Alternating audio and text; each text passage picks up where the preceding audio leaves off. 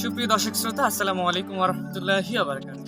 আজকে আমরা এসেছি খুলনা বটিগাড়া থানার সুন্দরমহল গ্রামের সুন্দর একটি বিলে রয়েছে।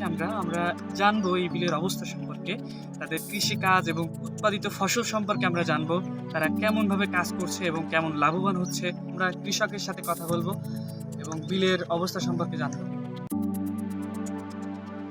কি চাষ করার পরিকল্পনা আছে এখন? একের বেড়ি মাছ চাষ, তরমুজ, খেতখামারি কাজ কাম করছে। বরবটি আছে, যেরকম ভেন্ডি আছে, বেগুন গাছ আছে। ও, এগুলো কি সবই হচ্ছে এখানে? হ্যাঁ, হচ্ছে।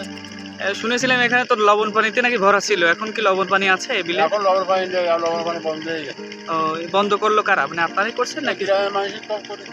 ও, লবণ পানির সময় কি কি চাষ করতেন? লবণ পানির সময় হতে গেলে বাগদা ছাড়া কোনো চাষ হচ্ছে না। ও, তরমুজ লাগিয়েছিলেন? হ্যাঁ, লাগিলাম। কেমন লাভবান হয়েছিলেন? ওই নাবিতে লাগানো যাচ্ছে, ধরো 30,000 টাকা বেরিয়েছে। নাবিতে লাগানো মানে 30,000 টাকা বেরিয়েছে। ও আচ্ছা আচ্ছা। এবার আগামীতে এই বছরতে আবার নতুন করে আবার আগতে করবো আশা আছে। ও আচ্ছা আচ্ছা, এমনি সরকারি ভাবে আপনাদের কোনো অনুদান দেয়?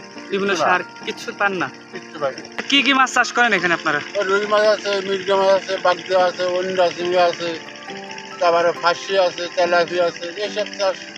ও আচ্ছা আচ্ছা। গলদা চিংড়ি আছে। আচ্ছা, এখন তো দেখি জমির একদম মানে পানি নাই, ঘেরের মধ্যে একদম পানি নাই, সেক্ষেত্রে এখন কি করবেন, মানে কি চাষ করার পরিকল্পনা আছে এখন? সব তো মাছ দেবে, রুই মাছটার সাথে আর কোনো চাষ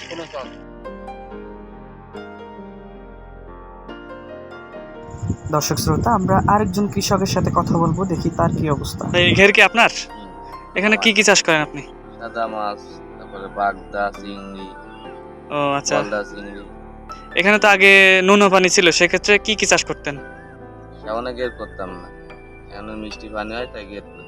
ও, মিষ্টি পানি হয়ে কি আপনাদের জন্য ভালো হয়েছে নাকি খারাপ হয়েছে? ভালো হয়েছে। এমনি তরমুজ লাগান না? তরমুজও লাগাই, তরমুজ লাগাই। এবার কি তরমুজ লাগিয়েছিলেন? হ্যাঁ, এবারে পয়লা লাগাইছি। ও, কেমন লাভবান হয়েছেন? ভালো লাভ হবে।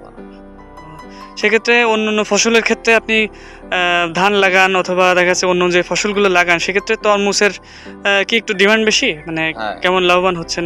তরমুজ 3 মাসের ফসল, লাভবান আচ্ছা। বেশি হওয়া যায় লাগালে, ঠিক মতন যদি চাষ করা যায়।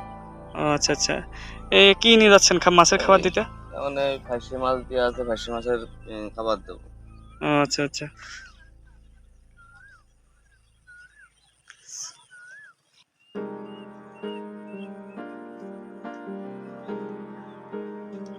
দর্শক শ্রোতা, আপনাদের এতক্ষণ দেখানো হচ্ছিল খুলনা বটিগাড়া থানার সুন্দরমহল গ্রামের কৃষকদের অবস্থা। ইনশাআল্লাহ পরবর্তী কোনো পর্বে আবার আপনাদের সাথে দেখা হবে। আমি সুলাইমান সাদিব এখানে বিদায় নিচ্ছি। আসসালামু আলাইকুম ওয়া রাহমাতুল্লাহি ওয়া বারাকাতুহু।